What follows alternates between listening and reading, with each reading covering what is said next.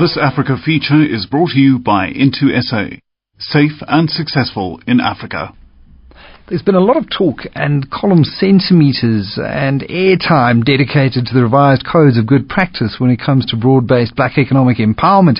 And I think it's underlined by a speech delivered by the Deputy President Cyril Ramaphosa back in March when he said that government was, to quote him, obsessed with empowering black South Africans and was sometimes fanatical about it. He said the government now planned to intensify broad-based black economic empowerment, for it was hell-bent on ensuring that blacks owned and managed the economy. And the fact is that transformation should be this all-inclusive journey at any given time, and it should be about a sort of shared value system that can add value in the South African economy. But here to talk about the roots of BE and how it perhaps really packs a bit of a sting in the tail is Ralph Ertner, MD of eTUBE Group. Welcome back to South Africa, Ralph.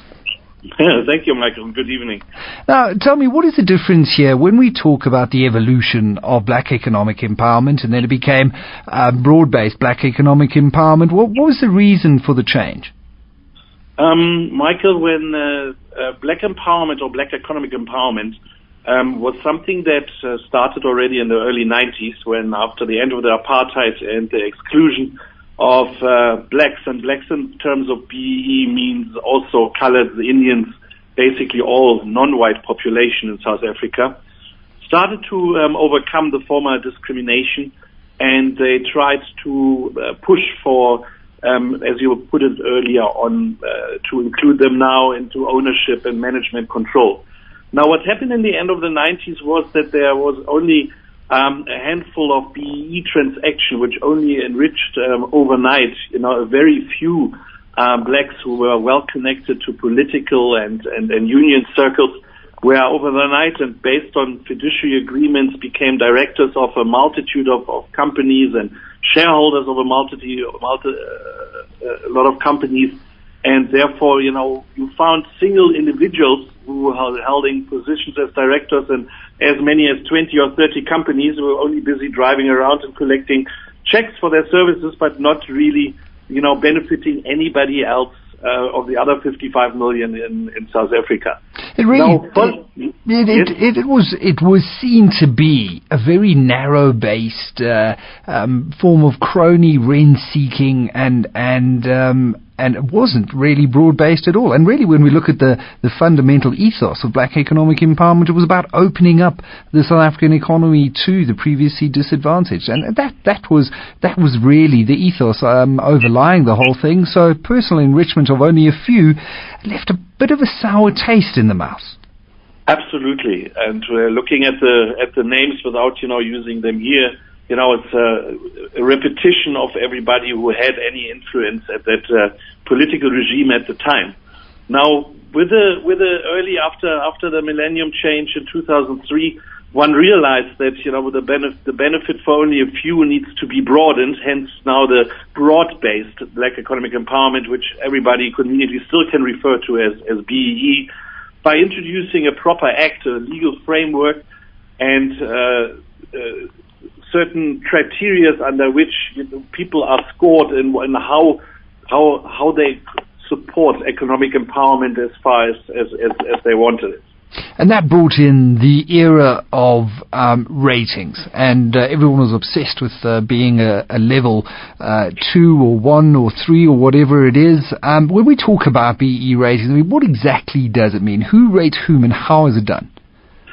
The first thing, Michael, that one has to understand is that there's two kind of people in South Africa. There's the advisors who help compiling the applications and to put together the audit behind it in order to see, what kind of rating one could get. That's companies like ours, such as eTUBE. And then there's independent from them, the verificators who actually assess, the validity of the statements made. And everything boils down to what's called scorecards, which is a purely mathematical exercise by achieving, on various scorecards, up to 100 points. And depending on how many of the 100 points I reach, I get even a level 8, which is the worst one, or a level 1, which is the best one. How many scorecards are there swilling about the place? I mean, we tend to forget some of the minutiae. The scorecards, in essence, it's only one scorecard, but it finds the application only in parts. We refer to them as three different scorecards. There's one for the EMEs, which is the exempt micro enterprises, that is your small companies, your business startups. One has recognized that it is too much over starting a business or being very small of implementing the whole bandwidth of measures in order to becoming BEE compliant. Then there is a bigger scorecard or a larger one which applies already, the majority of the criteria for qualifying small enterprises. We call it the QSEs, which is in the area, while the EMEs are only up to 10 million rand turnover. These are for 10 to 50 million rand turnover, and then there's generic scorecards with all five sets of criteria, which is for companies that turn over more than 50 million rand a year. And those are basically the parameters through which a company can view whether or not it is going to be graded by a particular scorecard. If you look at the three, if you're an exempt enterprise or qualifying small enterprise, it really does come down to turnover and things like that. But I think the point remains, or the fact remains, though, that Ralph, like it or not, it is part of the South African landscape, and it does have its challenges, but there are also companies that are showing that they're using this environment to their competitive advantage. We see some of the skills programs, some of the ESD programs that I alluded to earlier on in the show, and I look forward to expanding on some of those opportunities, on some of the challenges, and how they can be overcome with you during our panel when we discuss the various categories of the scorecard in depth. Do take care. Yes.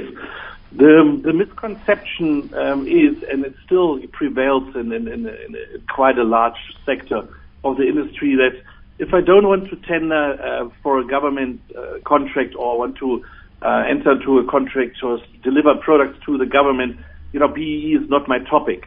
But as you rightfully mentioned it, the point is that amongst the categories that are in the scorecard now is one area that deals with preferential procurement and gives points to a company based on their suppliers and what BEE rating they have.